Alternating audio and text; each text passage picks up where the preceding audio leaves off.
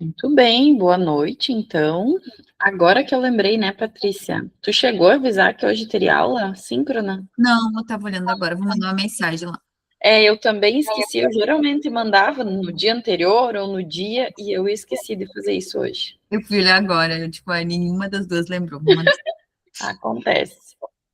A vida acontecendo, né, gente? Mas vamos lá. E como quinta-feira passada não teve, né? Daqui a pouco o Júnior antes perguntou também, daqui a pouco o pessoal achou que não teria hoje também. Quem viu a última aula foi avisado que não ia ter, né, na anterior e nessa ia, né? Pois é,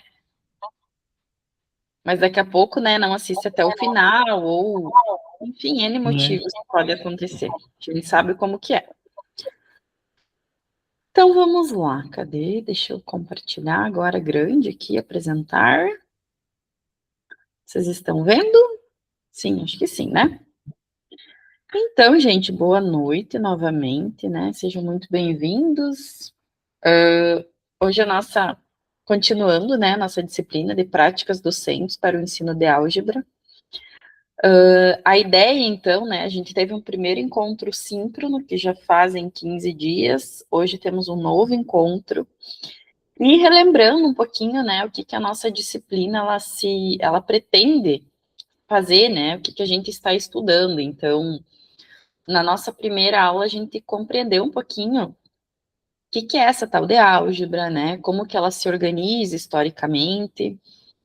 E no tópico 2, então, ficou para vocês pensarem, né, olharem para a BNCC, entenderem como que a álgebra é trazida na BNCC, né? Hoje a gente vai retomar algumas coisas. E vocês tinham, então, como tarefa pensar numa atividade, né? Desenvolver uma atividade a partir das habilidades da BNCC. Né? Essa tarefa, ela fechou ontem, então nós ainda não começamos a correção, tá? Mas essa era a tarefa, então, do tópico 2. E agora, o tópico 3, a gente tem um foco, né, que é pensar um pouco sobre o ensino da álgebra, né, olhando para os obstáculos epistemológicos e didáticos que a gente tem, né. Aqui eu também mudei um pouquinho a abordagem de quando a gente trabalhou na disciplina de números, porque lá na disciplina de números a gente trouxe, né, definindo o conceito do que é um obstáculo epistemológico, o que é um obstáculo didático. A mesma coisa da BNCC, né? Temos uma aula em que eu trouxe todos os elementos da BNCC. Agora vamos mudar um pouquinho o foco, porque a gente já viu lá, né? Então, pensando agora mais na questão das práticas mesmo da álgebra e discutindo esse tema que é, ao mesmo tempo, né, a gente já conversou, tão difícil para os nossos estudantes e até mesmo para a gente enquanto professor, né, de como ensiná-los, né, de que forma que os meus alunos podem ter aí uma boa aprendizagem, vamos dizer assim, né, ou uma aprendizagem significativa com álgebra, tá? E o terceiro tópico da ementa, vamos dizer assim, é pensar um pouquinho nessas estratégias de ensino e de aprendizagem, pensando então nessa perspectiva da prática docente e suas relações com a educação matemática, tá? Então, a aula de hoje, né, ela vai trabalhar um pouquinho, tá aqui mais para frente, mas a gente vai trabalhar um pouquinho com os tópicos 2 e 3, né? Que, como eu falei, então, voltar um pouco no que a BNCC fala, né? O que ela nos diz, como que a álgebra terá que ser trabalhada, e os obstáculos que a gente tem, né? Olhando para a prática, que vocês tiveram aí uma leitura para fazer, uma leitura deste livro aqui, que eu gosto bastante, que é Por Trás da Porta, que matemática acontece, né? A leitura, um texto, então, e a partir disso um fórum avaliativo, tá? Mas antes disso, né, já que nós estamos falando de práticas, iniciamos na outra aula, tivemos mágicas, né? Hoje eu mudei um pouquinho o foco, não teremos mágicas, mas teremos aqui duas atividades, né? Que são atividades que vão trazer, então, conceitos algébricos que a gente pode estar iniciando, né? Trabalhando com os nossos estudantes. e vem bastante ao encontro do que vocês leram, né, da atividade, do texto que vocês leram da professora, esqueci o nome da professora agora, Edmeia, eu acho que é, só conferir para não falar errado. Edmeia, muito bem. Então, vamos pensar um pouquinho sobre essa sequência? Temos uma sequência aí, né, sequência 1, e a pergunta é qual que é, já estou perguntando para vocês qual a regra dessa sequência, né, que existe, qual que é o termo, o 8º termo e também o 14º termo, se a gente consegue determinar. E se a gente não desenhasse a sequência, qual é o elemento que ocupa a 20ª posição? Então, essa é a nossa atividade aí para a gente começar a pensar um pouquinho sobre a álgebra.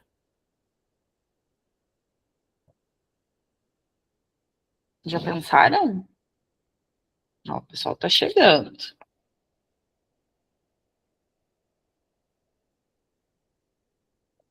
Boa noite, pessoal. Quem chegou agora, sejam bem-vindos. Quem chegou agora, temos aí uma atividade para pensar. Dá uns 2 minutinhos aí para vocês.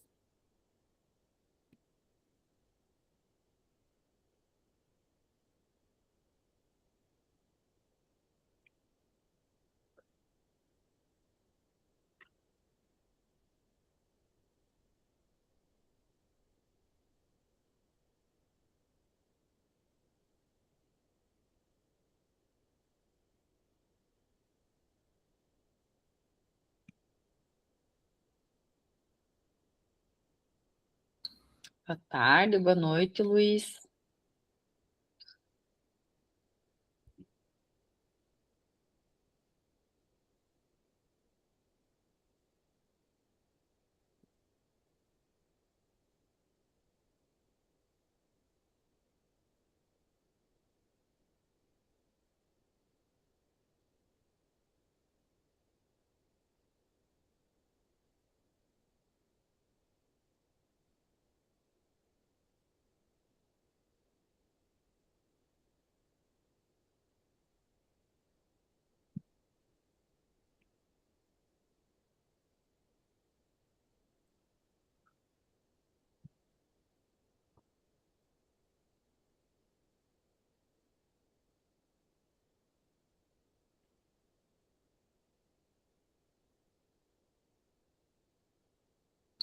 Concordam com o Joamilton?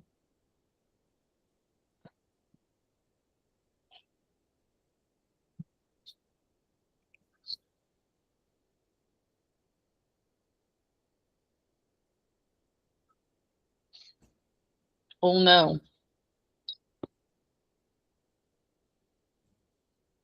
Podem abrir o microfone, gente, fiquem à vontade. O Joamilton disse que é uma repetição de 2 elementos e que é uma alternância binária. Sim, sim. Pelo padrão. Concorda, Júnior? Sim. Então, o que a gente pode dizer? Qual é a regra dessa sequência? Os termos ímpares são o L normal e os termos pares é o L de cabeça para baixo. Então aqui a gente já está definindo, né, pensando nessa sequência que a gente vê que ela é uma sequência, né, binária, concordo, né, ela vai modificando a cada 2. Então, quando eu tenho na posição ímpar é o L normal, na posição par nós vamos ter um L virado, né? Então, esta é a regra da nossa sequência. A partir disso, qual vai ser o 8º termo dessa sequência?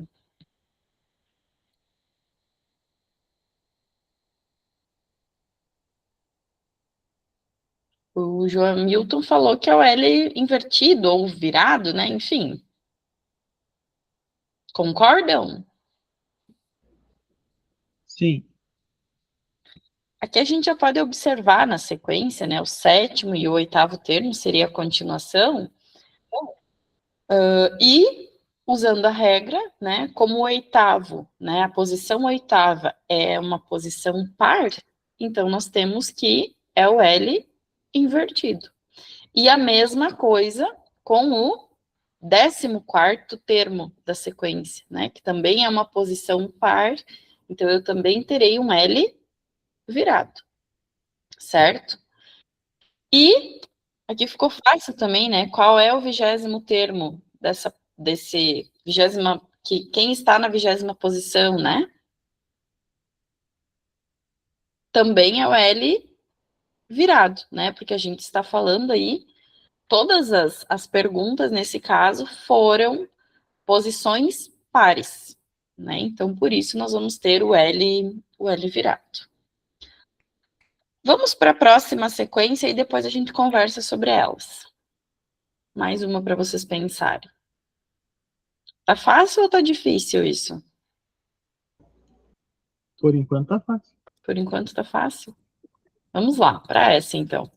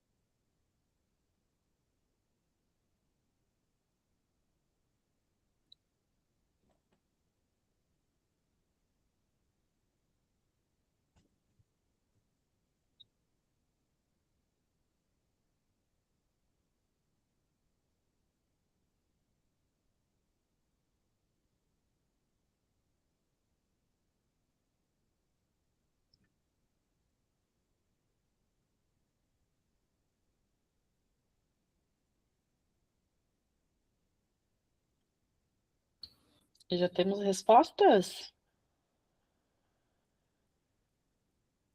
O que vocês me dizem?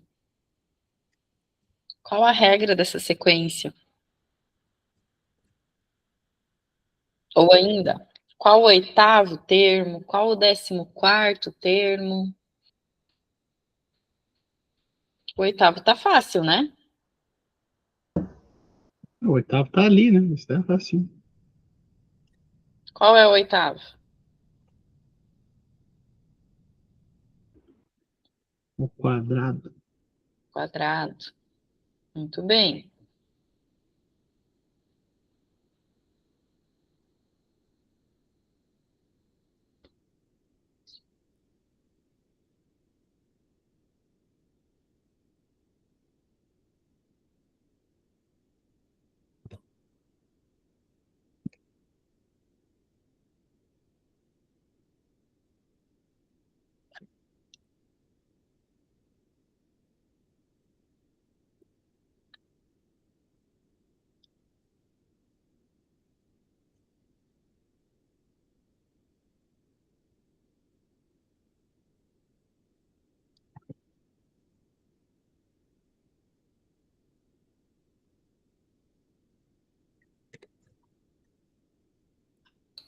Boa noite, César. Tudo bem? Estamos iniciando há pouco. Olha só, o Joamilton está trazendo algumas respostas aí. Vamos ver se vocês concordam. Ele disse que a regra, né, dessa sequência, ela se baseia, então, no resto da divisão da posição por 3.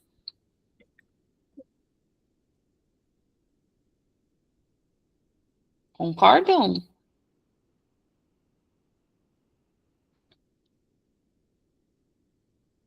E ele falou que o 14º termo, no caso, será um quadrado. Porque 14 dividido por 3, né?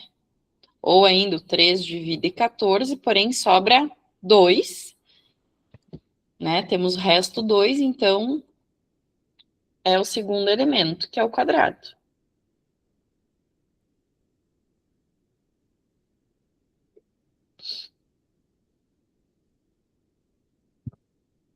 Não entendeu, Cassiano? Tu colocou, quer falar?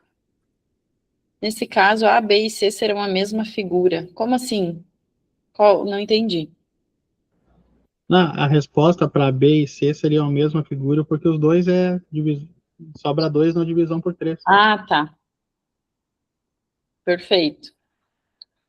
Que vai ser igual ao anterior, né? Só que lá era porque era par, e aqui vocês estão me falando porque, novamente, né? Pensando nessa sequência, sempre que eu divido por 3, a posição ali 2 vai ser sempre o quadrado, né? Teria uma outra forma de eu escrever isso?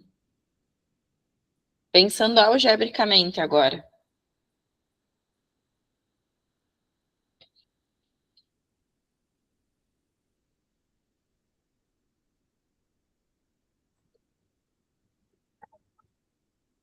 Se eu perguntasse para vocês qual é o elemento que vai estar na posição 50?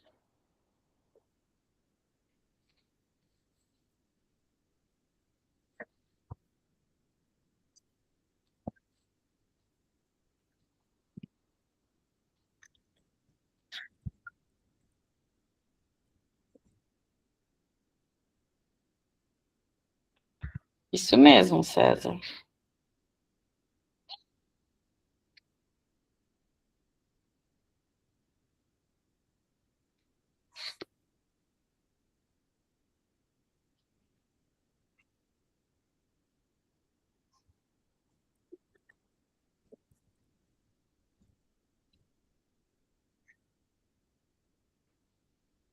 Cinquenta também será quadrado. Ok. Por quê? Pelo mesmo motivo? Tem como eu escrever isso algebricamente? Por exemplo, assim, dizer que a resposta vai ser um triângulo quando a posição for tal. Tem como determinar isso, será?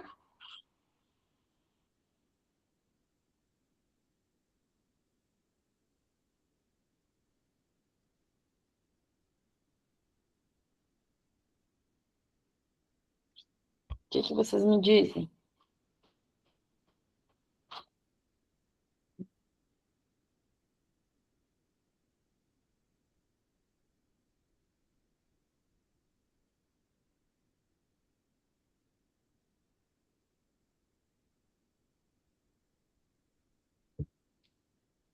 Quadrado vai ser dado, a posição vai ser dada pelo n dividido mais 2. N dividido por 3 seria, Cassiano? Sim, que corta. Agora que eu vi que não lock tá desligado.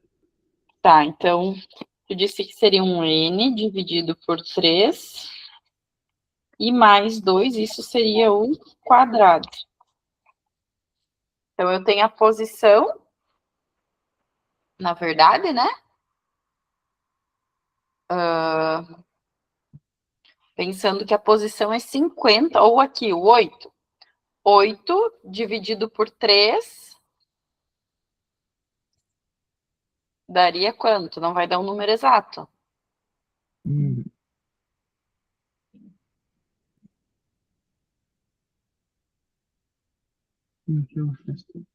Como escrever isso? Será que é possível? Deixa vocês pensarem mais um pouquinho.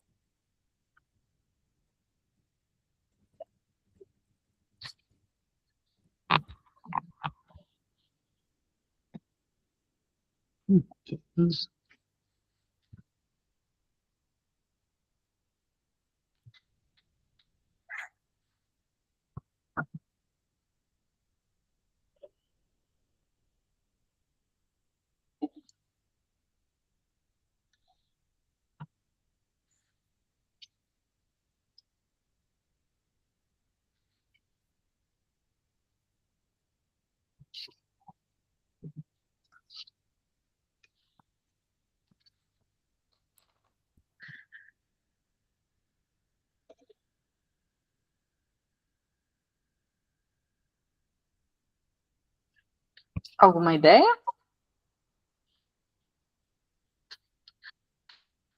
Testando aqui a hipótese primeiro. Tá bom.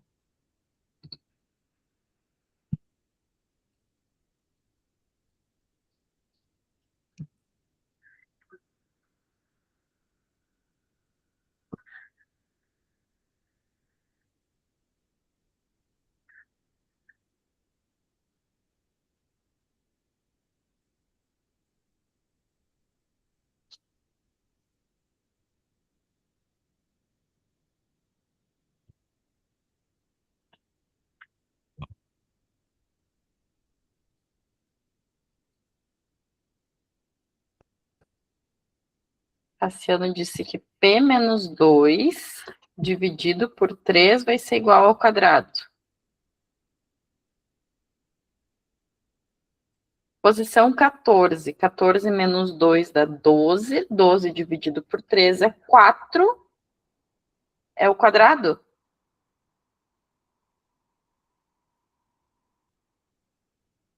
Mas daí eu vou pegar o 50. 50 menos 2, 48, dividido por 3. Vai dar um número exato, que é 16, né? Mas 16 é o quadrado. Como que eu vou fazer essa relação? Não está errado, né? Mas como fazer isso?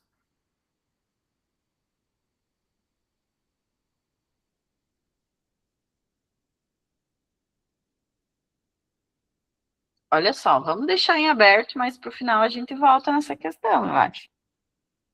Ninguém foi para o chat GPT aí? O GPT não ajuda muito quando a gente vai para matemática, né?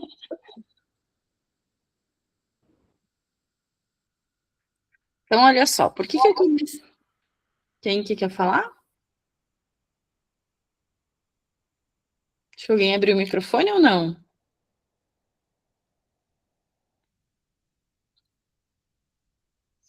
O César colocou ali, sem trapaças, né?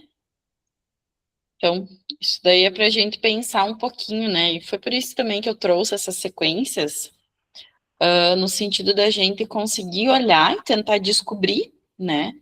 Qual é a sequência? Essa daqui não é uma sequência difícil, vocês viram que vocês encontraram, né? Qual é a lógica, como é, mas como escrever isso? Então, e o que a gente está fazendo aqui? Vocês sabem o que é, mas vocês não estão conseguindo representar algebricamente, né?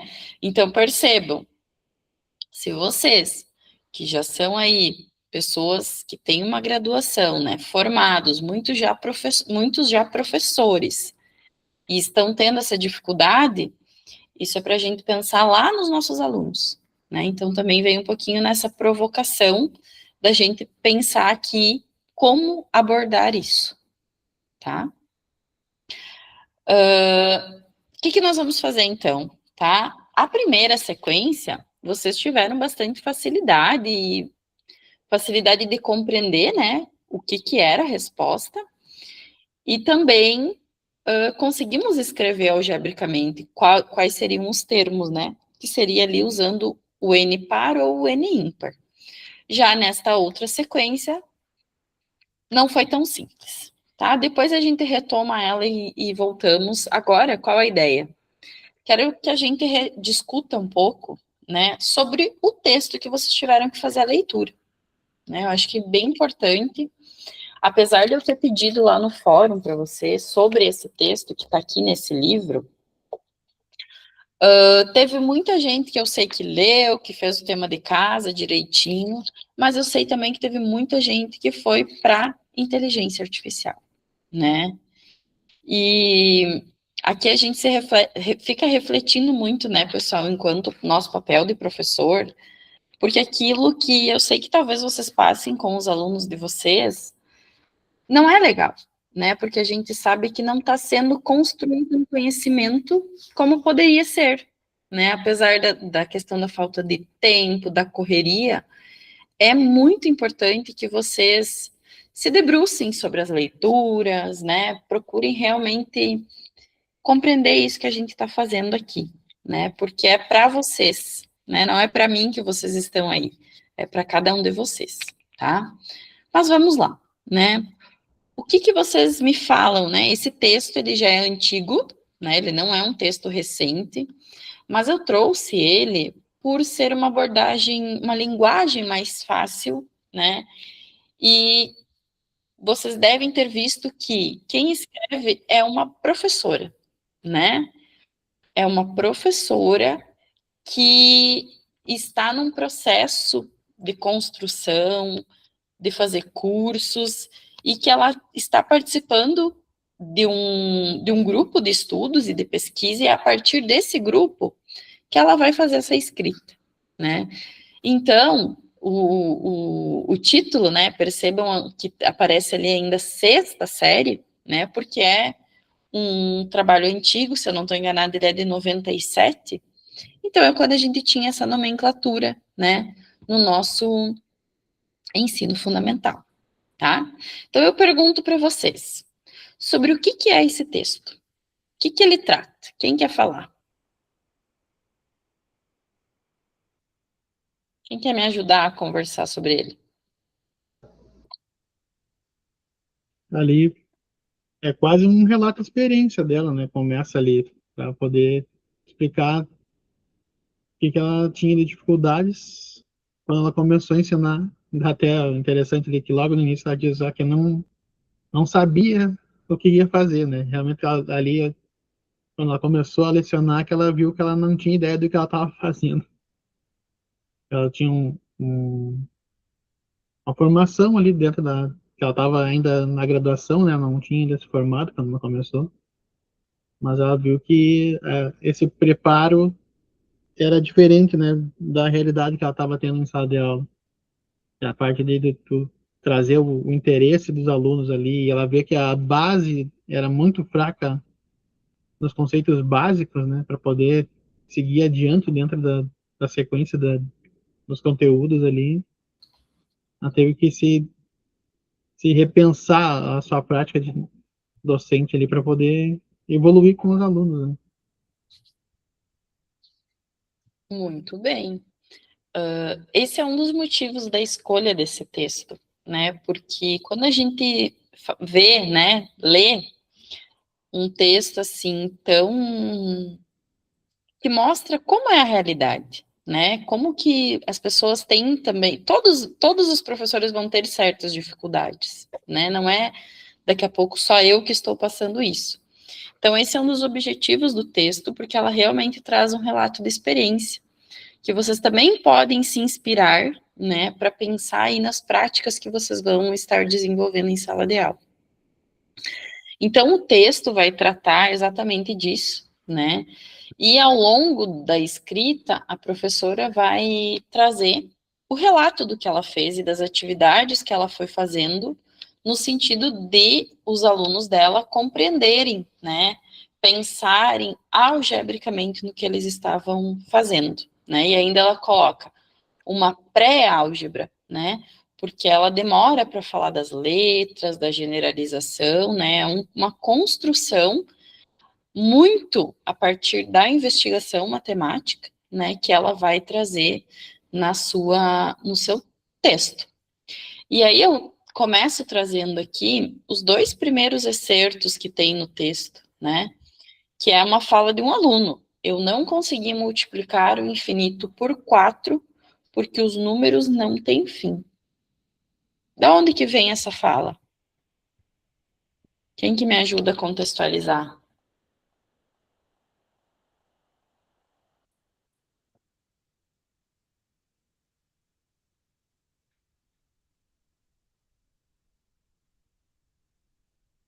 Era da parte do triângulo equilátero ou era do quadrado essa parte? Eles estavam aí construindo, que ele falou que não dava conta de multiplicar por 4, porque era pedir infinitos, né? Agora eu não acho que não é do triângulo, acho que era do quadrado. Dos quadrados. É de uma das atividades, né? Acho que é essa atividade aqui, deixa eu ver. Acho que é essa aqui do quadrado que teve uns que colocaram dentro, lembram? É.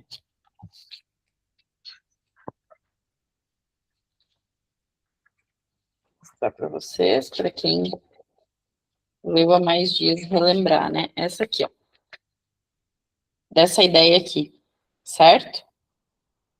Aqui a gente tem as várias construções, né, que os alunos fizeram, as várias formas que eles pensaram nessa questão que envolvia quadrados, uma sequência de quadrados, então. E aí, numa das perguntas, ela tenta, né, fazer com que os alunos pensem aí na generalização. E aí, por isso da pergunta, né? Quando a gente tiver infinitos, né, na posição infinita, o que, que vai acontecer nessa generalização, né? Que seria, então, um 4 vezes n, né? Que geralmente a gente usa o n para representar essa ideia do enésimo termo, da generalização. E aí o aluno coloca, não consigo porque os números não têm fim, né? Então, aqui, inicio com essa fala para a gente pensar também, né, nos obstáculos que a gente tem aí para enfrentar nessa construção, né, da própria generalização que a álgebra traz. E a outra, né, aqui já é também trazendo um pouquinho da lógica do aluno, né, em como eles pensaram, que é o problema de juntar as mesas, né? Então, se nós tivermos, por exemplo, o número de 50 mesas juntadas linearmente, sempre teremos 50 lugares em cada lado da mesa, que dará 100, e mais um em cada canto. Ou seja, né, teremos 102 lugares disponíveis. E também sempre o número de lugares será par, ou seja, se nós tivermos um número x, o número de lugares será sempre o dobro de x mais 2. Né? Então, percebam aqui o pensamento que esse aluno já conseguiu desenvolver, que ele faz, ele escreve isso, né? Então, a gente tem um registro em língua materna, vamos pensar assim, mas também usando a linguagem algébrica, né? Em que ele consegue utilizar o x para falar sobre o que ele está pensando, né? Para construir esse raciocínio dele. Então, aqui a gente vê também a evolução que os alunos vão tendo ao longo desse processo, né? Da construção do pensamento algébrico. E a partir desses dois exemplos, né? E a professora vai trazer vários outros no texto dela. Eu trago isso porque quando que é esse trabalho e quando que a álgebra era trabalhada? Quando que se iniciava o trabalho com álgebra na escola? Quem lembra disso? Ela fala no texto.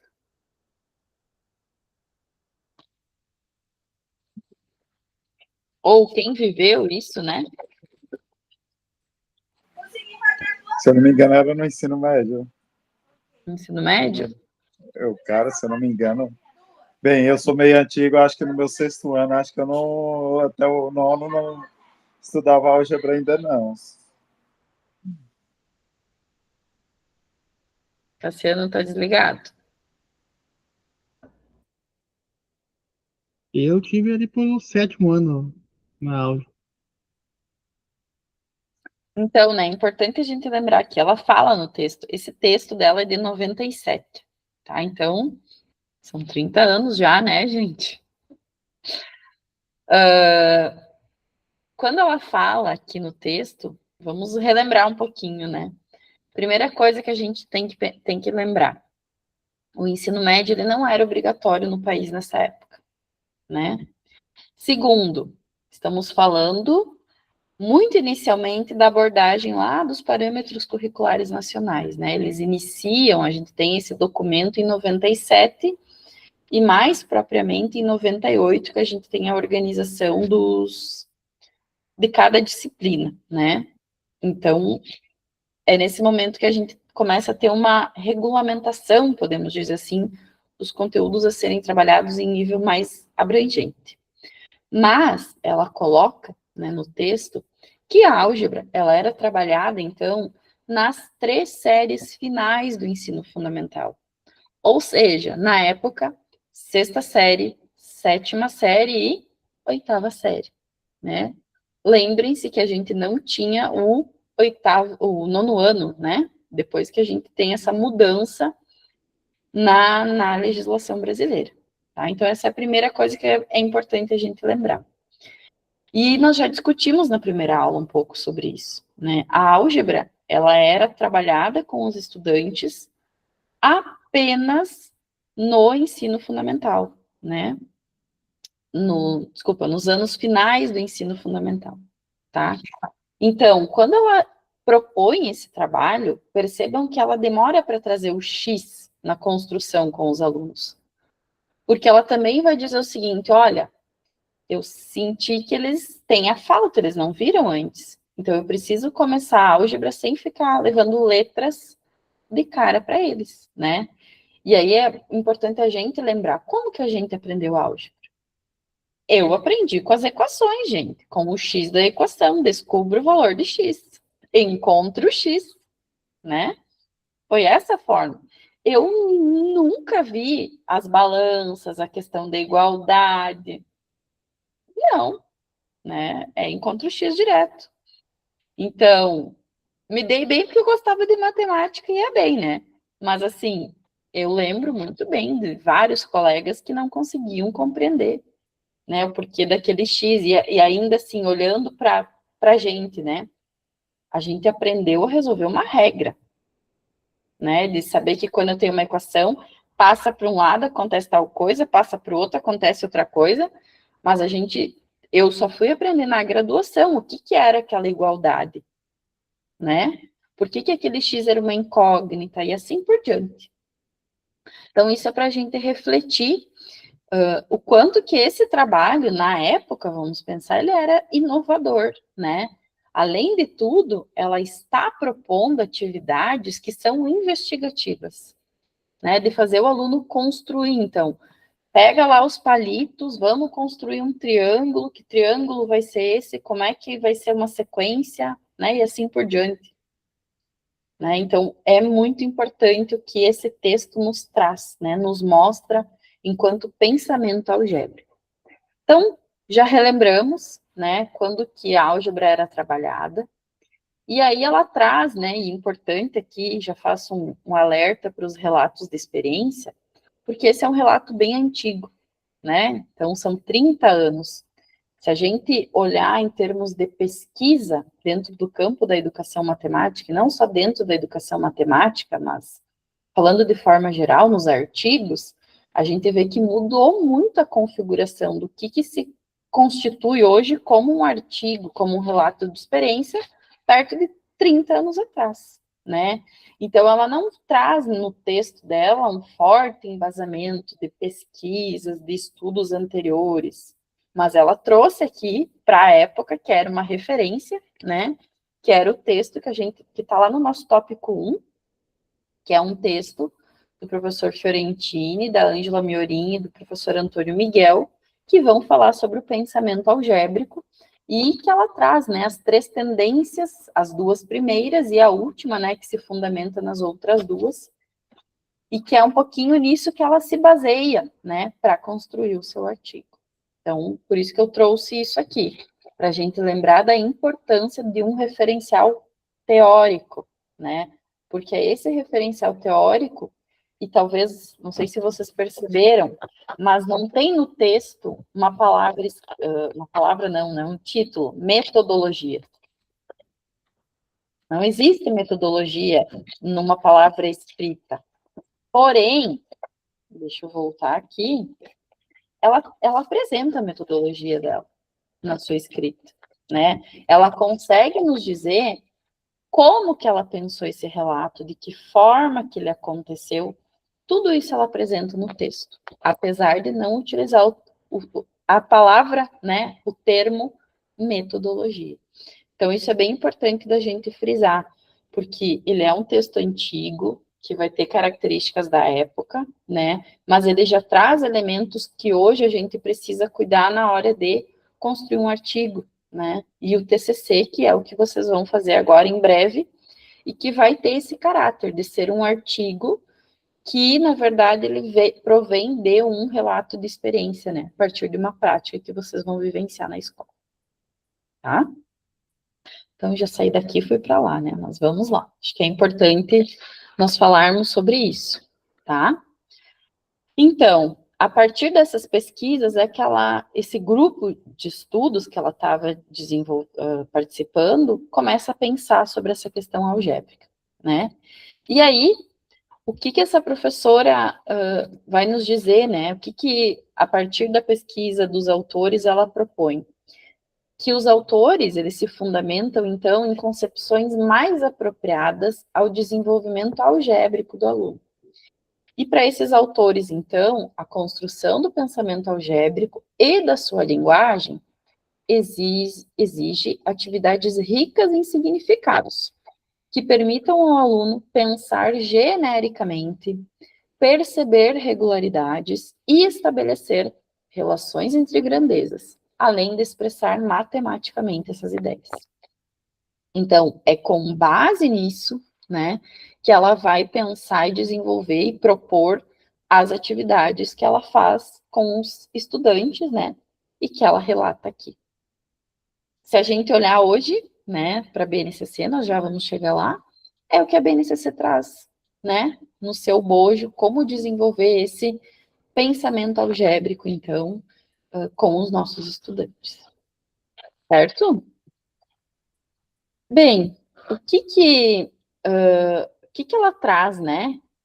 Atividades para explorar o pensamento pré-algébrico dos estudantes. E aí a gente já discutiu algumas das atividades, né, que ela trouxe, mas eu pergunto para vocês, qual delas talvez que vocês acharam mais interessante, ou que fez vocês pensar, daqui a pouco alguém já desenvolveu algo similar na escola, com alguma turma? Alguém tem aí algum relato para fazer agora, apesar de vocês já terem feito no fórum? Alguém lembra de alguma coisa que quer compartilhar com nós? Não, eu lembro a da mesa, eu achei muito boa. É assim para os alunos compreenderem, achei ela bem interessante. Mais alguma? Para depois eu falar sobre? Cassiano está desligado de novo. Bom. A transição ali, os primeiros ali, que era só multiplicar, digamos assim, né, que era aqueles dos palitos, de fazer o triângulo, o quadrado, depois ela passou para um outro que tinha um elemento diferente, que era aquele das mesas, né? Então, aí eles já tiveram que pensar que em dois tipos de operações diferentes para poder chegar no resultado. E se fosse, a mesa tem 4 lugares, vou multiplicar pela quantidade de mesas, mas daí eles terem a capacidade, sim, de abstrair e ver, não, cada um junta 2 mesas, tira sempre 2 lugares, né? Então, foi uma sacada interessante, mas a questão ali principal era ela conseguir passar depois dessas constatações de padrões que os alunos conseguem fazer para a linguagem algébrica, né? Então, às vezes o mais difícil é a barreira da linguagem, né? Geralmente que o cérebro do ser humano ele já é programado para reconhecer padrões, né? É uma das coisas que vem dentro da evolução. Mas transformar isso para uma linguagem algébrica para poder fazer uma generalização que é o pulo do gato. E é um processo, né? Não é do dia para a noite que a gente faz isso, né? O César também falou das mesas, né? Eu acho que a questão das mesas, ela é bem interessante, porque é algo que a gente consegue fazer na prática, na sala de aula, se for preciso, né? Que se eles estão com essa dificuldade de abstrair, eu consigo juntar umas mesas, fazer acontecer e os alunos perceberem isso. Tem uma outra que é legal para trabalhar com a álgebra, talvez vocês já lembram, tenham visto, que é aquela dos prendedores de roupa, né? Que para uma peça de roupa eu uso 2, mas aí se eu for prender uma do lado, eu vou usar -1, né? Então eu vou usar só 3 prendedores, e assim sucessivamente. Que a gente também faz isso, né? Tanto para diminuir a quantidade de prendedores que você vai utilizar daqui a pouco, né? Para facilitar mesmo, até na hora de você tirar, a gente sabe, quem estende roupa sabe que facilita a vida, né? Então, daqui a pouco isso também é algo que dá para construir na própria sala de aula, né? São duas atividades, assim, que vão envolver conceitos algébricos que são possíveis de visualizar e que é tão importante nesse momento dessa construção pré-algébrica, né? Sem falar em letras. Porque isso que é importante, e depois a gente vai ver na BNCC. Quando que eu vou falar em letras? Não é nos anos iniciais, né? A gente vai estar desenvolvendo esse pensamento algébrico, para que quando chegue num determinado momento, né, a gente comece, então, a ir para essa linguagem, né, escrita da álgebra em si. Certo? Mais algum comentário? Bem, eu só queria fazer um comentário que eu achei bem interessante na metodologia dela, que ela descreveu, Pode que falar. foi aquele o planejamento que ela falou. Eu planejei tudo, chegou lá, aconteceu alguma coisa e eu tive que repensar, que ela se frustrou, né? Pois aquilo, pensou em desistir, porém continuou ainda. Isso eu achei bem interessante. A gente muitas vezes pensa uma coisa, planeja uma e chega lá é outra coisa totalmente diferente. Eu achei muito bom esse relato. Que foi na primeira aula que ela começou a pensar esse desenvolvimento, né? Que teve uma atividade religiosa, uma coisa assim. Isso. E para tu ver, não foi nem questão da turma, foi questão mesmo da escola, do ambiente mesmo. Foi o contexto, né, que propiciou aquilo. Então, que bom que tu trouxe isso, Luiz Alberto, porque eu acho que... E aí também para os relatos de vocês, né? Porque muitas vezes, se não dá certo, também é importante a gente escrever, né? Para que o outro compreenda que nem tudo é um mar de rosas, né, gente? Nem sempre vai ser. Vai ter o problema lá, nesse caso, foi com o tempo, ela se frustrou muito na primeira atividade, porque a gente cria uma expectativa, né? A gente pensa numa questão que vai acontecer tudo perfeitamente. E chega na hora e não dá. Uma outra coisa que eu achei interessante durante a leitura e para falar agora, me pareceu, né, que eles não eram acostumados a fazer atividades em duplas, que foi o que ela propõe no primeiro dia, né? E aí depois ela relata que no segundo, no terceiro dia, ela não tinha organizado a sala e eles pediram para fazer em dupla, né? Então isso também mostra que a gente precisa daqui a pouco modificar a estrutura da sala de aula, como as coisas acontecem, né? E que se não der certo numa primeira vez, não desistir, né? Porque daqui a pouco fazendo 2, 3, eles entendam a ideia. E outra coisa, eles entenderam que eles precisavam investigar, eles precisavam pensar sobre as atividades.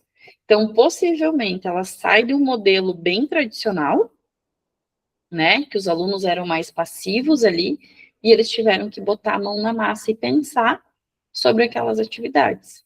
Então, isso também não é num primeiro momento que vai acontecer. Eu sempre falo para os meus alunos de estágio, né, porque no estágio a gente tem essa coisa de querer inovar, querer fazer algo muito diferente. Eu sempre falo, vamos olhar para a turma, né? Não adianta a turma ser acostumada, toda aula ter uma aula, ser uma aula expositiva, né? E eu chegar e querer fazer, virar a roda no estágio. Porque a chance disso dar um problema é bem grande, então precisa ser aos poucos para os alunos compreenderem essa mudança, né? Comprarem a ideia com o professor. Certo? Mais alguma coisa? Não? Então vamos adiante, porque já é quase 8 horas, meu Deus, estou falando demais. E aí, aqui a gente já foi falando de algumas coisas, né? Já veio da metodologia, já veio a questão do tempo, a questão aqui importante que ela se coloca como uma professora que é pesquisadora, né? Ela colocou ali no texto, eu não estava indo só dar a minha aula. Ela coloca que ela pensava sobre a aula dela, então ela refletia sobre a prática, pensava antes, planejava as atividades, né?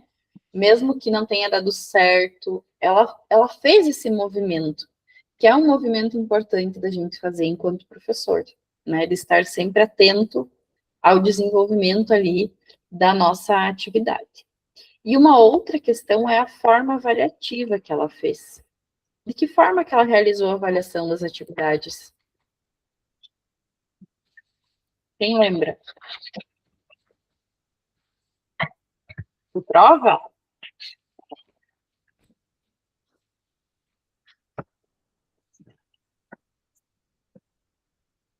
Ninguém lembra?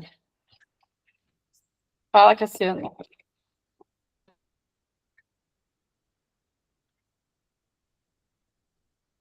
Ela não fez prova, né, gente? Ela foi coletando informações no decorrer escritas, né? O registro dos alunos, que foram os elementos que ela traz aqui no artigo. Então, essa foi a forma de avaliação, né? A partir de uma redação livre que ela colocou para os alunos fazerem a partir dos aprendizados.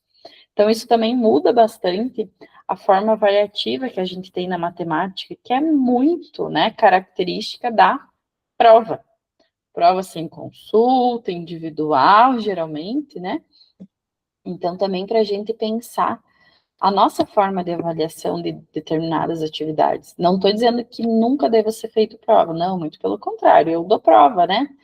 Mas eu acho que, assim, é importante a gente ter um olhar para além, porque daqui a pouco tem alunos que vão se destacar num outro formato de avaliação e que na prova eles não vão tão bem.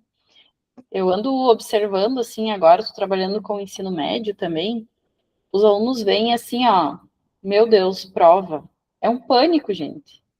Eles têm uma ansiedade, um medo de prova que não sei de onde é que vem tudo isso.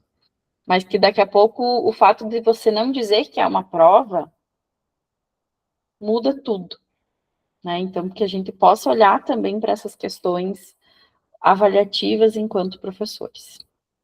E, para fechar o texto aqui, ela coloca, né?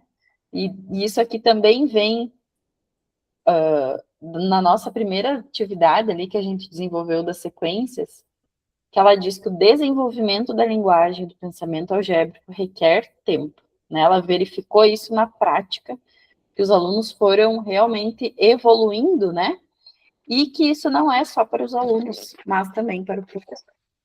Né? Então, não é do dia para a noite que a gente cria um desenvolvimento algébrico, né? A gente vai melhorando, afinando ele. Joamilton, quer falar alguma coisa?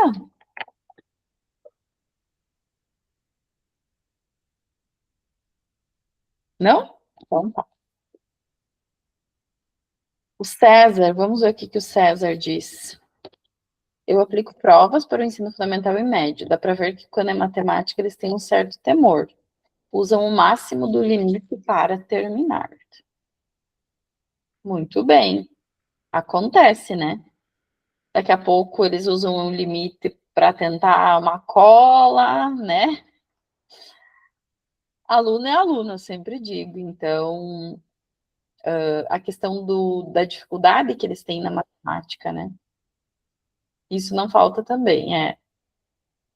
Então, daqui a pouco, repensar também os formatos de avaliação, né? Mudar, né? Daqui a pouco, pedir um registro de uma aula, né? Que a gente tenha desenvolvido.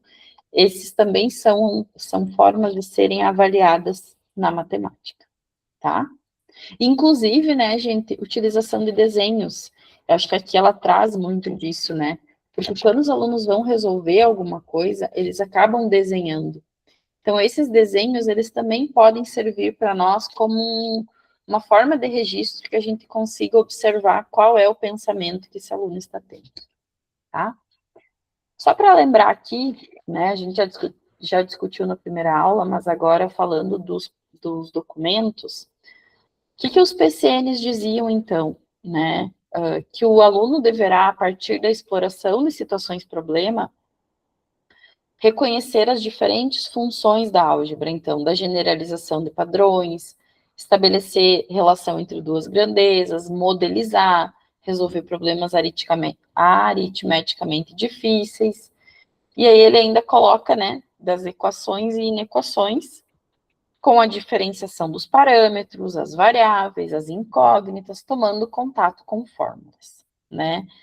E aqui fica muito claro, olha, compreenderá a sintaxe, ou seja, as regras para resolver uma equação. Então, por isso que nós aprendemos as regras, né? Isso, inclusive, era o que era trazido lá nos PCNs, que não era importante a gente entender a semântica daquilo, né? O significado daquela equação, mas sim compreender como resolver aquela determinada equação, tá? Então, esse encaminhamento, ele era no terceiro e quarto ciclos, né, que era correspondente, então, hoje, os anos finais, e que a abordagem desse conceito formal, ele acontecia somente no ensino médio, tá bem? E aí eu pergunto, vocês já estudaram, né, no tópico passado, como que a álgebra está organizada agora, né, nos documentos curriculares nacionais, com foco na BNCC? O que vocês podem me dizer? Agora a mudança foi que é para ser trabalhado os conceitos algébricos aí desde o início da escolarização, né? Mas continua essa parte da linguagem formal também ainda para os ciclos finais. Uhum. Como que foi pensar na atividade a partir da BNCC? Foi tranquila?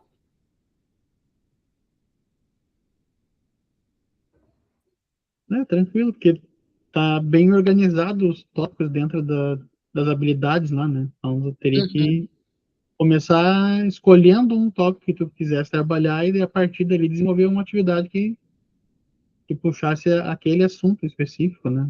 Mas se tu escolher vários tópicos para trabalhar, daí às vezes pode se atrapalhar um pouco. Certo.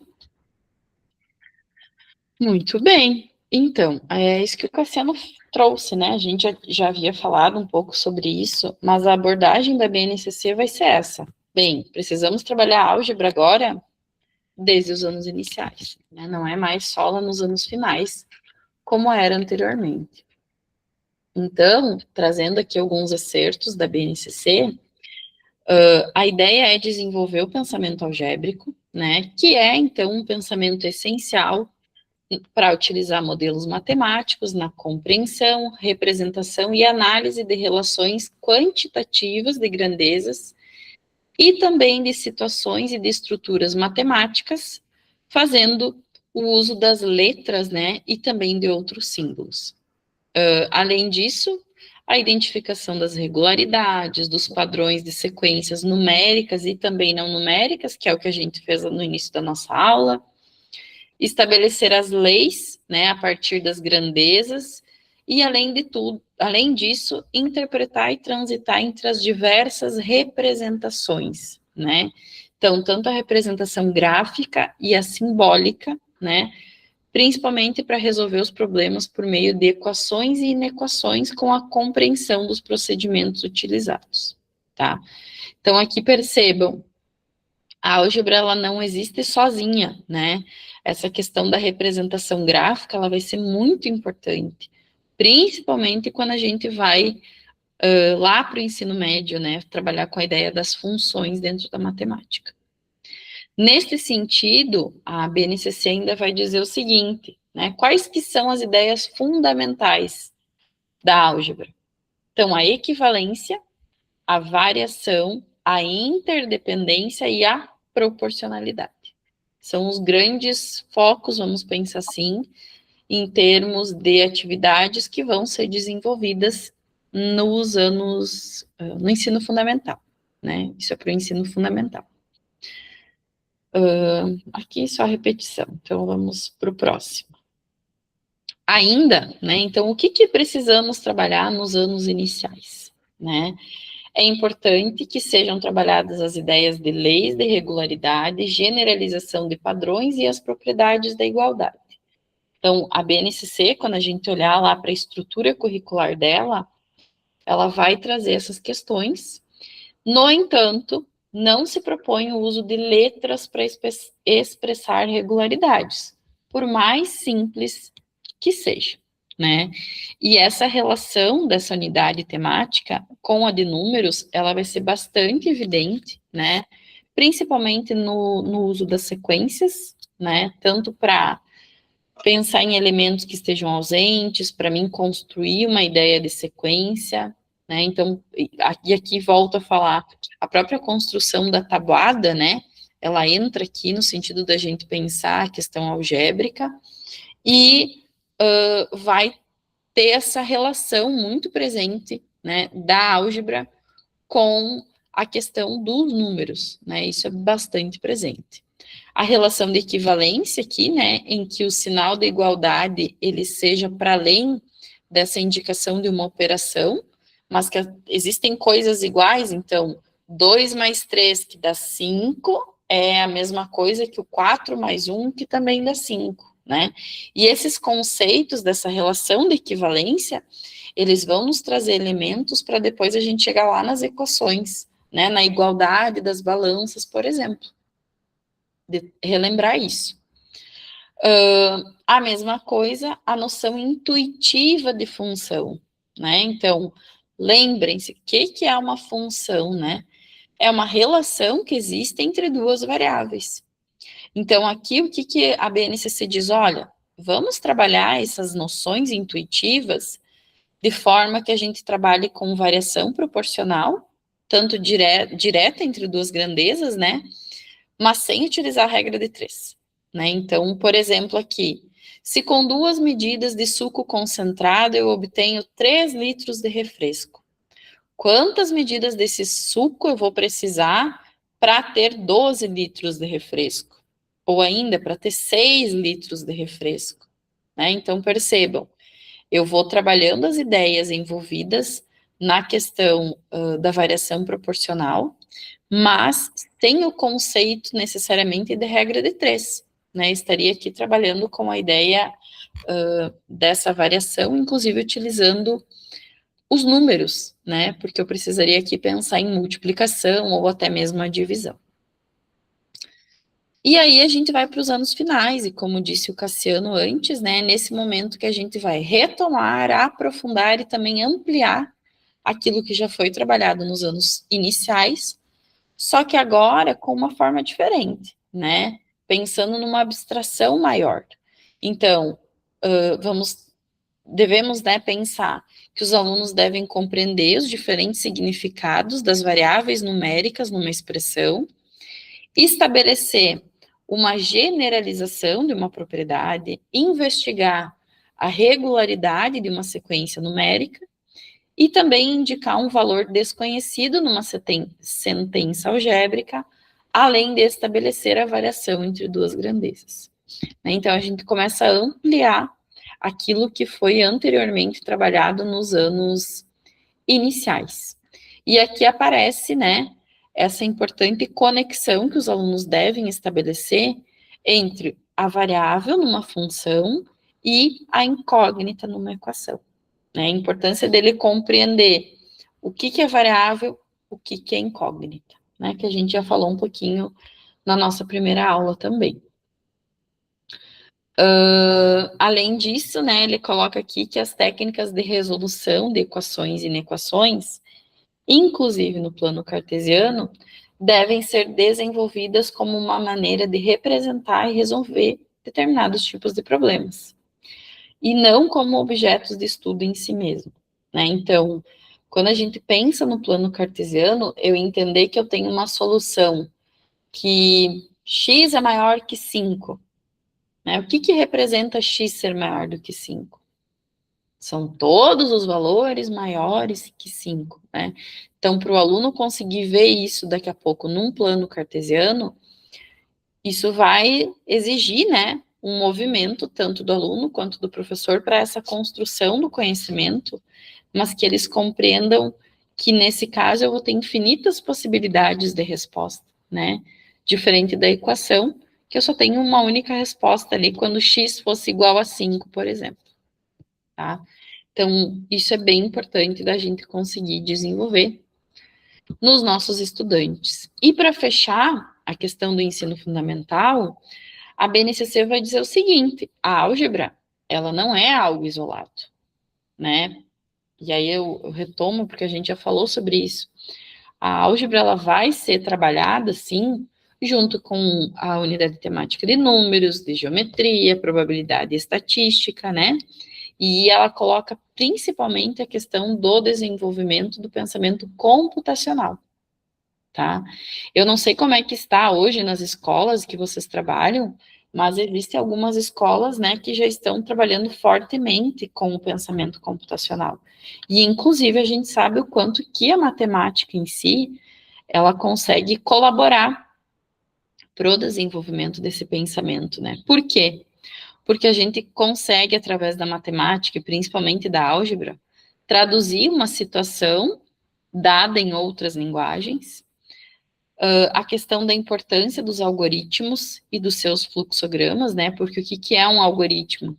Nada mais é do que uma ideia, uma sequenciação que a gente tenha, né? Então, a linguagem algorítmica, ela tem pontos em comum com a linguagem algébrica, sobretudo em relação ao conceito de variável.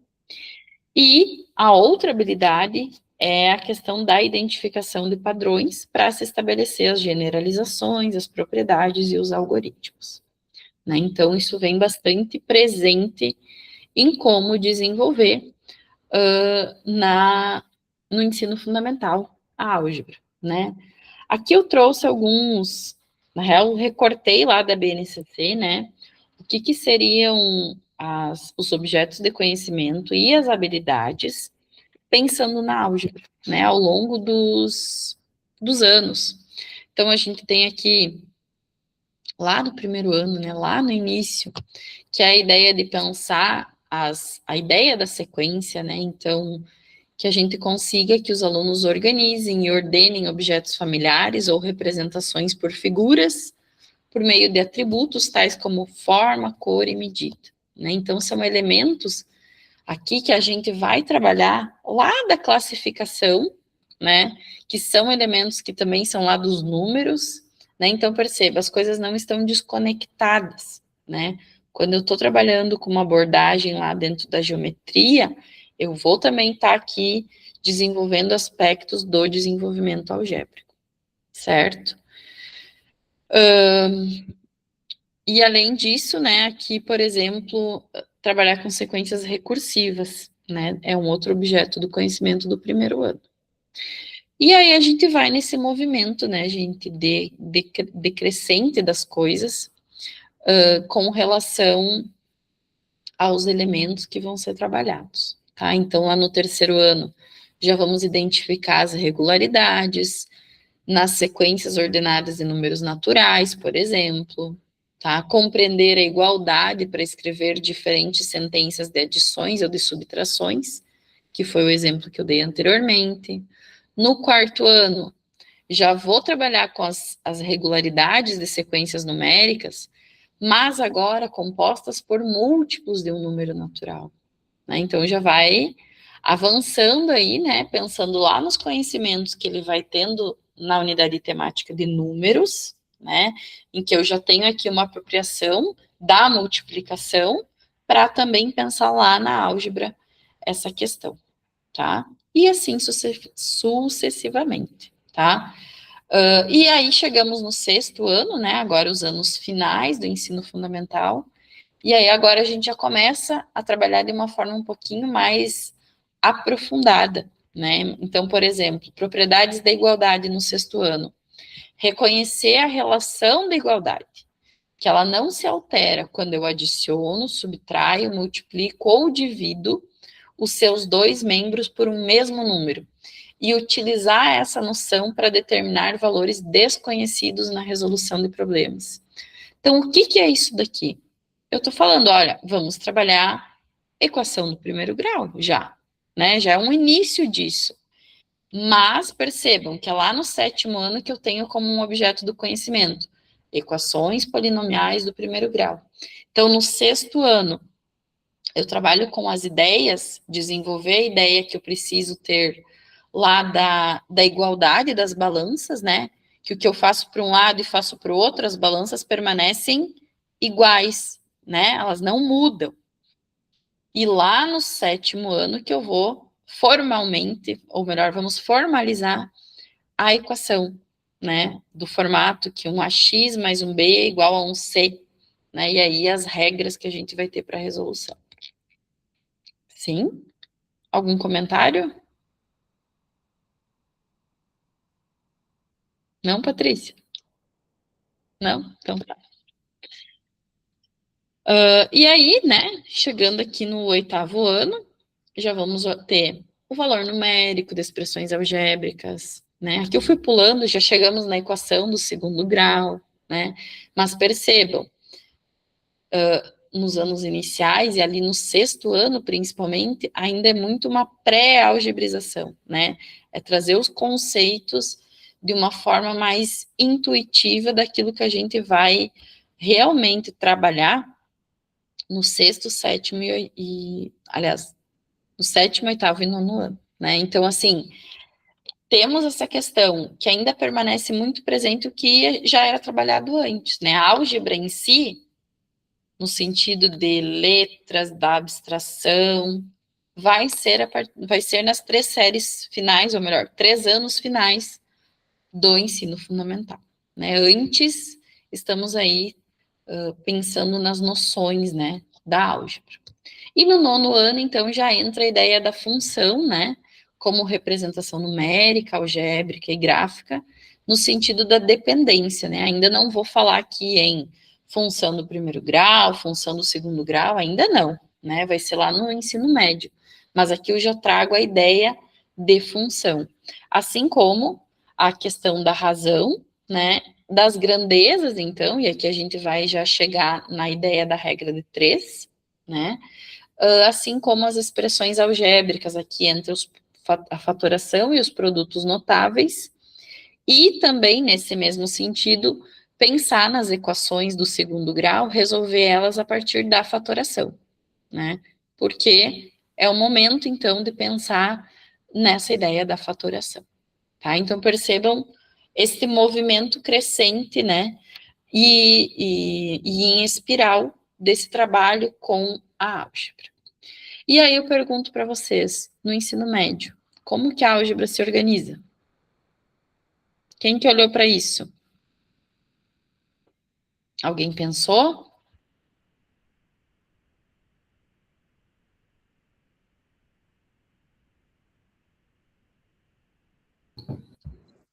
Eu, como sou da pedagogia, não cheguei a me aprofundar na parte do ensino médio. Então, vocês devem lembrar que a gente trabalhou lá nos números, né? Só para a gente fazer uma retomada aqui. Que a BNCC do ensino médio, ela se organiza de uma forma um pouquinho diferente, né? Nós vamos ter a grande área de matemática, mas não vamos ter tão específico, né? Inclusive, quando a gente olha lá, a gente tem números e álgebra junto, né? Porque se entende, então, que não tem como ser as coisas separadas, né? São 2 unidades que estão muito próximas. Então, neste caso aqui, a gente vai ver os conteúdos, mas cada, vamos pensar assim, estado vai se organizar a partir da BNCC, né? Mas não necessariamente que todas as escolas vão trabalhar no 1º ano a ideia de função, por exemplo, né? A gente pode ter algumas variações, sendo que no ensino médio a gente tem o foco nas competências específicas, né? Então, são aquelas 5 competências específicas da matemática que devem ser desenvolvidos ao longo do ensino médio e que nós teremos, sim, né, a unidade temática de álgebra presente nessas competências, tá? Então, só para a gente relembrar sobre isso, tá? Mais alguma coisa? A gente não vai olhar aqui os conteúdos, tá? Da álgebra no ensino médio. Tranquilo até aqui? Deu para relembrar? Entender um pouquinho como que a álgebra é vista agora na BNCC? E agora eu pergunto para vocês, né? Para a gente ir para o nosso outro tópico. A ordem dos fatores não altera o produto. Vocês concordam? Sim? A Patrícia diz que depende. Por que depende, Patrícia? Sempre tem alguém para discordar, né, gente? Depende do que a gente está falando, né?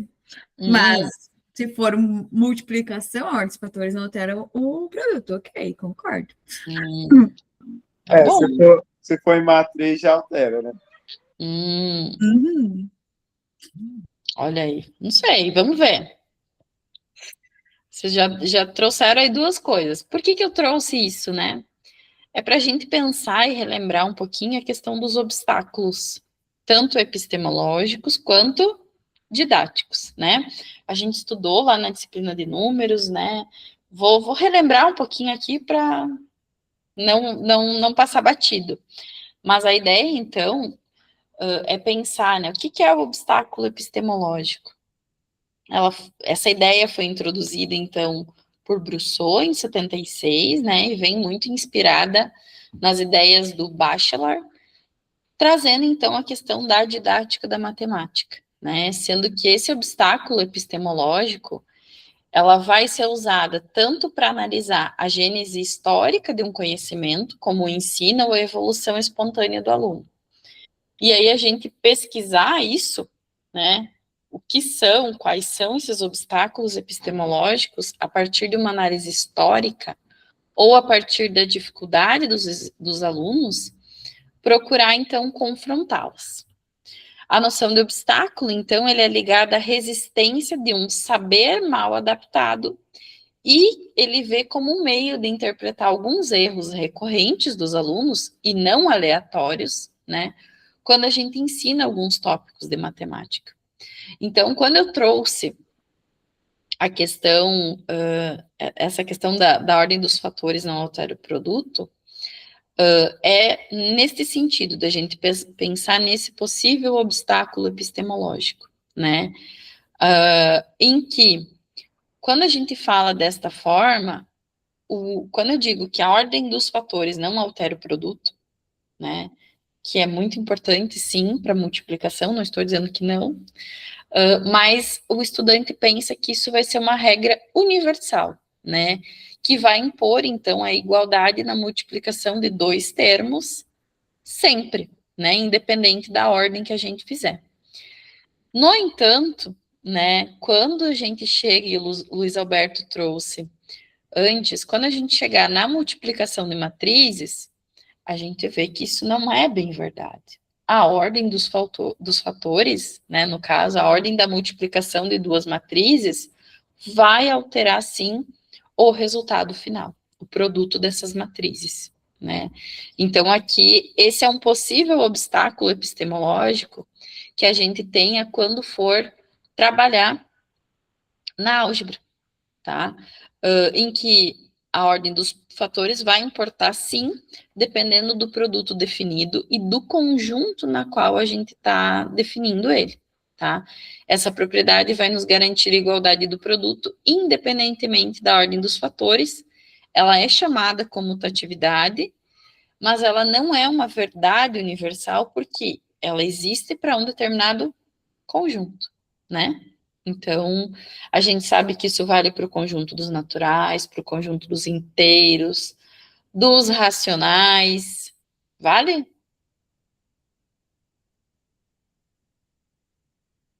Vale ou não vale?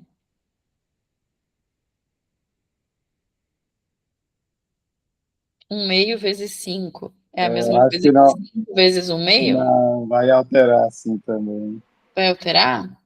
Não Um meio sei, tô vezes, perguntando. 5 dá 2,5 aí. A ordem altera. Altera? Quanto é 5 vezes um meio? Nesse caso, dá na mesma. Hum. Será que não altera? Ou altera? O meio vezes. É, né? Tô aqui pensando outra coisa. Tô pensando Ela em inversa. ela funciona também para os racionais, tá? Mas, enfim, isso é para a gente pensar, né? Enquanto professores, ter esse cuidado. Ao mesmo tempo, eu sei o quanto é importante, o quanto a gente vai falar que a ordem dos produtos, a ordem dos fatores não altera o produto, né? Mas que a gente tenha essa consciência, enquanto professor, que isso pode ser um grande obstáculo epistemológico quando a gente for trabalhar matrizes, tá? Tranquilo? Vamos adiante? Porque a gente também tem um outro obstáculo. O uso do x. Que implicação que tem? Acho que eu já falei disso na outra aula. Mas vamos retomar um pouquinho. Porque quando eu penso no uso do x, eu estou falando aqui de um possível obstáculo didático, né? Vamos lembrar o que é um obstáculo didático. São aqueles conhecimentos que se encontram relativamente estabilizados no plano intelectual e que podem dificultar a evolução da aprendizagem do saber escolar. No que se refere ao estudo dos obstáculos didáticos, permanece o interesse de estabelecer os limites do paralelismo possível entre o plano histórico do desenvolvimento das ciências e o plano cognitivo da aprendizagem escolar. Então, de maneira geral, é difícil imaginar uma aula de matemática ou de física que não tenha como um objeto a aprendizagem de um determinado conceito, né? A gente está sempre, enquanto professores, ensinando e fazendo com que os alunos aprendam algum conceito. Então, a gente precisa, sim, entender como é que ocorre essa organização ou reorganização intelectual, de modo que eu vou aprender um conceito, mas eu já tenho conhecimentos anteriores, né? De que forma que isso se reorganiza? Sendo que é esse o momento que esses obstáculos vão se manifestar, né? E aí o cuidado com esses obstáculos didáticos. E o que eu trago aqui? Isso daqui é um excerto de um texto que eu produzi junto com uma professora, que foi minha colega, em que a gente desenvolveu um curso, tá? Isso foi na Universidade Federal da Fronteira Sul, no campus Chapecó, e a gente participou trabalhamos num curso para formação de professores, e dentro desse curso, uma das atividades que a gente propôs era que os alunos que eram professores, né, pensassem, então, nos trouxessem alguns relatos, né, da vivência deles, sobre a questão da linguagem. E aí aqui eu trago esse excerto que foi trazido por uma professora, em que ela traz o seguinte: ao ler o texto, que era um texto da nossa disciplina, me reportei a uma situação muito peculiar. Em uma aula de EJA, quando eu falava sobre equações. Depois de algumas aulas resolvendo equações, perguntei se tinham alguma dúvida, e uma aluna levantou a mão para expor a sua dúvida. A professora fala de x para lá, x para cá. Onde é que está esse x que eu não estou vendo? Eu, assustada, mostrei a grafia do x no quadro. E ela completou. Isso aí é x? Pensei que fosse o sinal de vezes. Acho que eu já tinha falado sobre isso ou não, mas aqui está o porquê, né, dessa questão, que é um relato de uma professora, né? Então, o cuidado com essa questão da linguagem, e esses dias também eu estava falando com uma colega minha, que está trabalhando nos anos finais, do quanto isso é presente, né? Que por mais que quando os alunos estão nos anos iniciais, a multiplicação é o x, né? O vezes. E aí a gente vai modificando isso quando eles chegam ali no 6º ano, 7º, né, Patrícia? Quer falar? Essa tua aula tá muito, muito pertinente com o que eu dei aula hoje. Então conte aí. Exatamente, hoje eu falei das propriedades da multiplicação e, inclusive, introduzi o ponto, né, no lugar do x. E eles, mas por que a gente não pode usar mais x? Mas o x é vezes, Sora. Eu digo, pois é, mas é que depois vocês vão ver que a gente vai usar o x para outras coisas. Então, agora a gente vai começar a usar o ponto para dizer que é uma multiplicação. Mas como é difícil, né, fazer essa introdução de algo que eles já vêm habituados há um bom tempo, né? Uhum. E Vamos também... junto, Patrícia, que eu também é do mesmo jeito, que eu peguei os 7º anos e estou junto com você. Propriedades e a introdução do ponto. Uhum. Já falei. Se alguém colocar x e multiplicação aqui, eu já dou questão errada. Vocês estão alinhados com a BNCC, viu? Mesmo dia, trabalhando o mesmo conteúdo. Brincadeiras à parte, né? O ponto, a gente depois vai ter a questão da vírgula e ponto, né? Que também é uma outra confusão. Quando eles entram na calculadora, ou agora até no celular, né? Então, são as questões que vão vindo, e isso é o quê? É linguagem, né? Mas que vai impactar na nossa estrutura algébrica que a gente desenvolve quando tem uma equação lá. E não adianta. Equação é sempre x, né? A gente não usa outra letra. Poderia usar A, B, mas quando vê, é x. Tá? Então, assim, trazer um exemplo, né, de um obstáculo que didaticamente pode trazer aí bastante problemas, né, para o aluno, para a compreensão dele e para a explicação do professor, né, de conseguir fazer mudar, né, porque é uma chavezinha. Eu até agora vi a multiplicação com x, com vezes. Por que agora tem que ser ponto? Né? E as confusões que vai ter. Né? Imagina nesse caso aqui, quanto tempo que essa aluna estava aprendendo sobre equação e sem entender que x era esse. Imagina a confusão, né, gente? Passa x para cá, passa x para lá, como uma multiplicação. Deixar o x sozinho, né? Deixar o vezes sozinho. Como assim? Para quê? Ainda Consegue? tem, ainda tem aquela questão, né, Bruna? Que, por exemplo, muitos ainda lembram de números romanos, aí falar, o x é 10. Ainda Tem tem isso. isso. E aqui eu estou usando bem a linguagem, né? Porque o x para lá, x para cá, que a gente nem deve usar, né?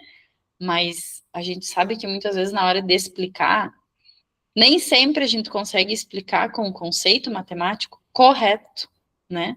Porque há uma dificuldade, a gente acaba tentando colocar numa linguagem mais usual, mais comum, para que o aluno nos compreenda, né? Mas é isso, né? Para a gente pensar, então, quando for ensinar, que a gente lembre nos possíveis obstáculos, tanto epistemológicos quanto didáticos, que vêm no nosso processo de ensino, né? Mais alguma coisa que talvez vocês lembrem que seja um obstáculo didático que vocês vejam no ensino da álgebra, além do X? Desse X, né?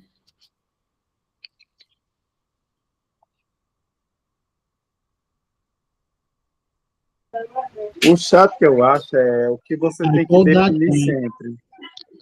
Oi? Um de cada vez. Luiz, fala de novo. O que eu acho chato é o que você tem que definir sempre, né? Que nem essa questão do x. Daqui a pouco eu só uso letra alfa, beta, essas coisas para ângulo. Aí, geralmente, ele pega um livro que tem 2 alfa, não sei o quê, não é ângulo.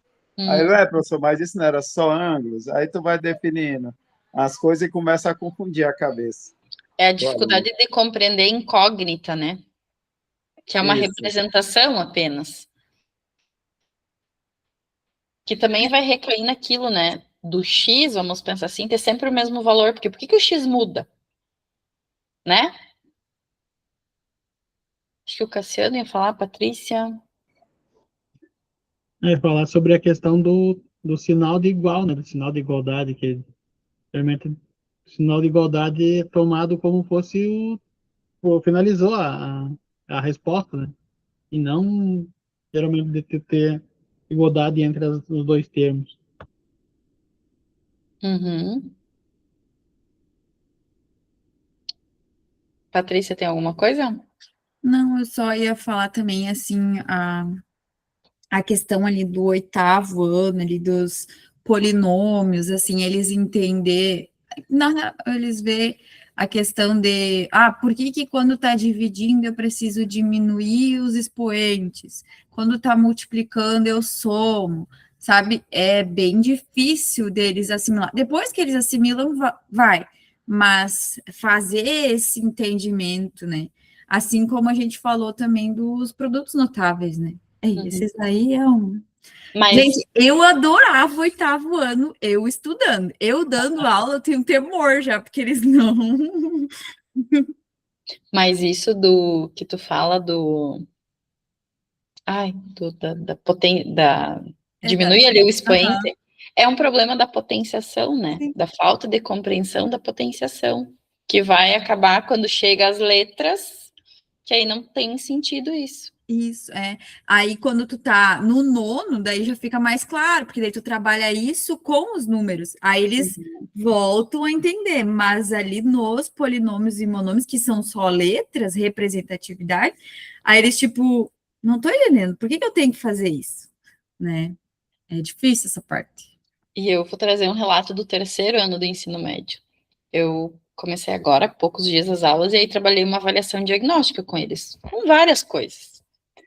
E uma das questões que eu coloquei lá era uma expressão algébrica, né? Tinham duas expressões numéricas envolvendo frações e tal, e uma que era uma expressão algébrica, que obviamente tinha a expressão dava como resultado uma equação não, uma expressão polinomial do segundo grau, né? Tinha um x quadrado lá. Gente, eles verem x quadrado, eles querem resolver Bhaskara. E eu, gente, precisa, né? Eles botam igual a alguma coisa e quando vê sai uma Bhaskara. De toda forma possível. Então, assim, isso é uma questão que eu percebi que é deles, né? É um obstáculo que existe que é difícil de como fazer, né? Apesar de tu ir lá explicar que só vai ser quando aparecer o igual, eles querem encontrar um valor para X. Muito bem, gente. Então, né? Agora a gente vai voltar para aquela questão inicial, porque vocês não responderam. Vamos ver se alguém pensou durante a aula.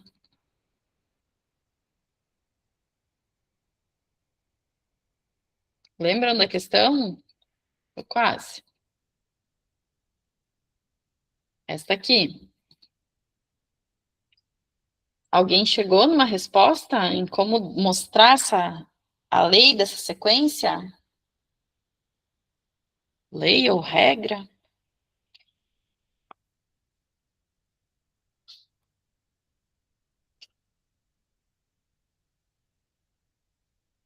Tentar ajudar vocês. Vamos ver se tem sentido. Eu pensei no seguinte, eu pensei 3n mais 2, só que aí só vale para 1, se eu não me engano. Seria, no caso, n maior que 0, 3 vezes 1 mais 2 daria o quinto. Aí o quinto é o triângulo, né? E como pensar para os valores, para os 3 primeiros termos da nossa sequência? É por isso que eu, assim, porque o triângulo é o primeiro, aí teria que ser outra coisa, não pode ser. Aí teria que criar para cada um uma lei. Não está totalmente errada a ideia. A ideia vai ser cada um vai ter uma lei, porque cada um, eu quero dizer, cada figura das que a gente tem ali, né? Eu pensei em fazer funções para descobrir. Função? Não, uma função, né? No caso, tipo, o quadrado. O número do quadrado vai ser a posição mais 1 dividido por 3. Então, O o segundo número do quadrado. quadrado. Como assim o número do quadrado? Digamos, o primeiro quadrado está na posição 2. O segundo quadrado está na posição 5. Ah, tu pensou numa fórmula para o quadrado apenas que vai envolver. Sim, vai dizer qual é o número do elemento, qual é a quantidade de quadrados que vai ter até chegar naquela posição. Daí tem pro hexágono vai ser, o número do hexágono vai ser a posição dividido por 3. O primeiro hexágono vai aparecer na posição 3. Tá. Então, O pensamento hexágono 1, correto. A questão é como escrever também, algebricamente. Esse que é o detalhe. Né? Olhem ali, eu coloquei no chat uma possível ideia. Danilo, pode falar.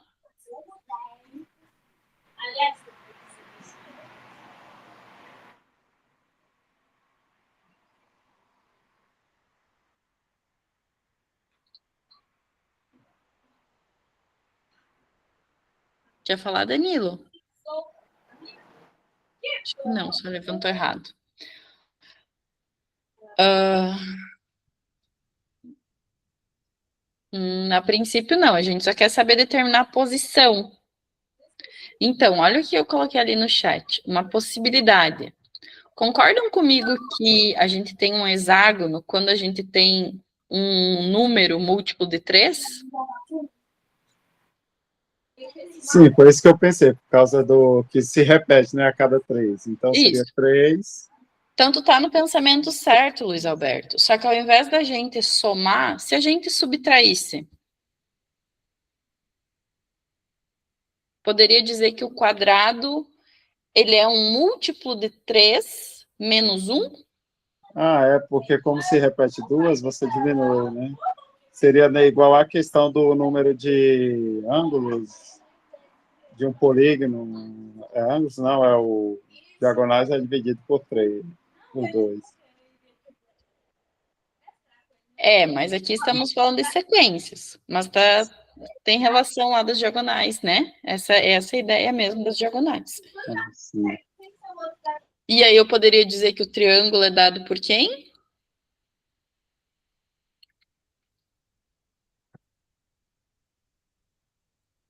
N menos 2.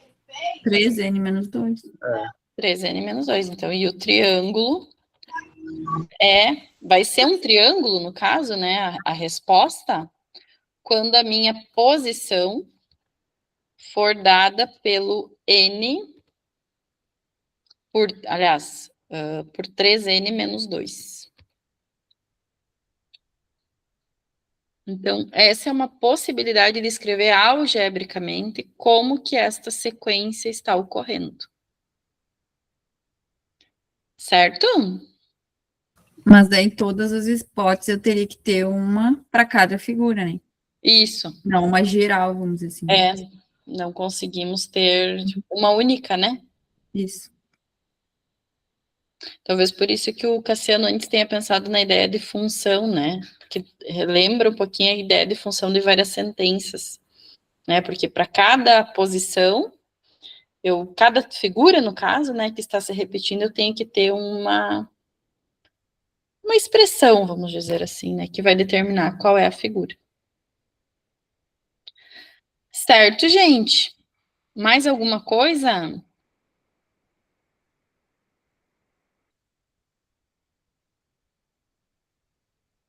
Nada?